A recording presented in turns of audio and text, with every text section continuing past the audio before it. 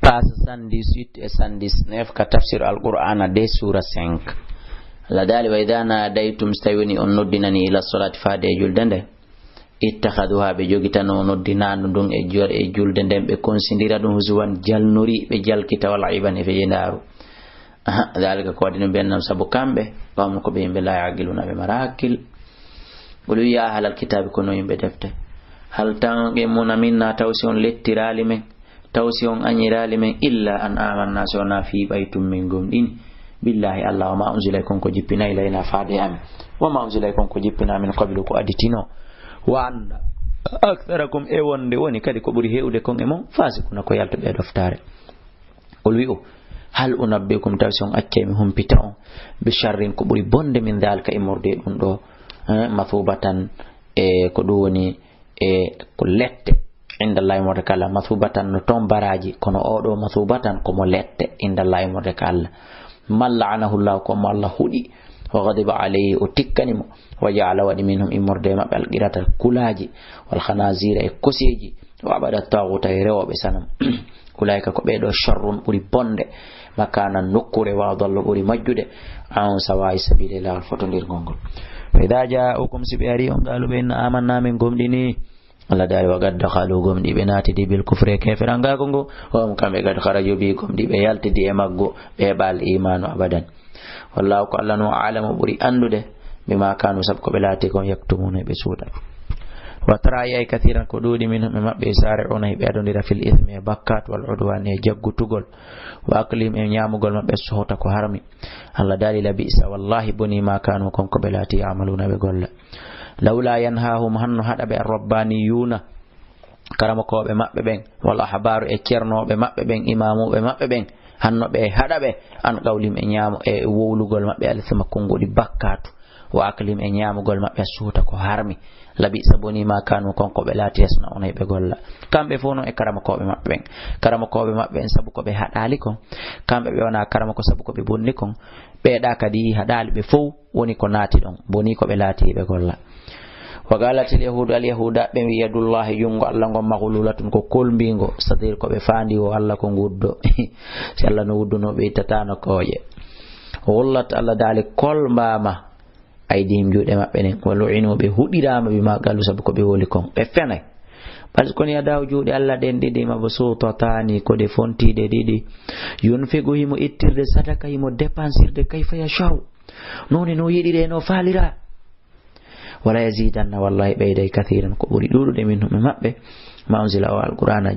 jippina do ilayka faade ma min rabbika imraka jomma nde ko beydata be kambe to yanan ko bewre ko furane keferan ka sabu non ko dum bisubi wal qayna menen kadi men feri baynam hakuna mabbe la dawata ngaygo wal baghdha konnago ila yawmil qiyamati faade nyanda dangal kullama awqadutuma kala be hubbi narani yite jamfa bone lil harbi fi gere habugol julbe ben e diine islam kan atfa Allah danninaka Allah danninanan kala jamfa e boneji e musibaji ko aybe an ben ebbanilan Allah danninanan dum min e durriyam yombe lanjentade ben ya ilahal awwalin wal akhirin wasma'una hibe yanto fil ardi kali wa yas'una hibe yara fil ardi kalidi fasadan bonnugol wallahu Allah la yuhibbu yida al mufsidina bonnobe walau anna halal kitabi harabe yimbe deftenu amanu be gomdino wattaqaw be huli Allah la kaffarna me hobbitayno me itta anhum mabbe sayyi'atin bakkatuji mabbe din wala adkhalnahum wallahi min nadayno be jannatin na'im aljannaji nema walau annahum harabe aqamu tawrata be nyibuno e tawrata wal injila be gollitiri wama unzila wal qur'ana jippinaro ilayhim faade mabbe min rabbi min murdaka jomi mabbe la akalu wallahi be nyamayno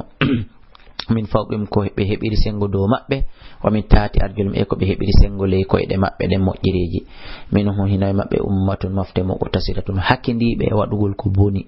wa kathirun kono ko buri dudude ko minhum mabbe sa aboni ma ya'maluna ko be gollude ko ya ayuha rasul kayonelado Allah balligh yotte ma unzila kon ko jippina ilay ka faade ma mi rabbika imurde ka jomma wa lam tafal sahu walno fama ballagta ra yottinali goy risalata wonelal Allah ngal dullene laado waduno Allahumma shahidina Allah min seditike wonde ne laado yottinina langal wallahu Allah ya'simuka o dandete minan nasi modde yimbe ben Allah min kadi Abdullah kala dandang dendanangal yimɓe bomɓe ɓen. Inna Allah anden Allah la yahdi o fewnata alqawmal kafirina yimɓe hefera ɓen. Qul ya ahlal kitabi kono yimɓe defte lastum on wonali ala shay'in hayye hunde on jokka fusko keldi hatta tuqimu tawrata ha ñiiɓon e gollitirgol tawrata wal injila wama unzila e nde alqur'anare nde añuɗon jippinade ilaykum faade moɗon min rabbikum mode ka jommo an tan kon waɗal ɗum haray hunde on jokka. Wala yazidanna wallahi non ɓeyday al kathiran ko ɗuuɗi minhum e maɓɓe ma unzila nde alqur'anare jippinade ilayka faade maɗa min rabbika e mode ka jomma nde ɓeyday bu e maɓɓe tughyanan bewre kufrane keferan kako. Fala ta sawata suno non alal qawmil kafirina e do yimɓe heferaɓe. Innal ladina anduna ben amanu gomɗinɓe walladina ben haadu al yahudaɓe wassabiuna e ɓeere o e ɓe koode wan nasara e annasaraɓe man amana ɓiɗo fo wallahi kala gomɗinno billahi Allah no hana gomɗinirede wal yawmil akhir e ñalande sakkitinde nden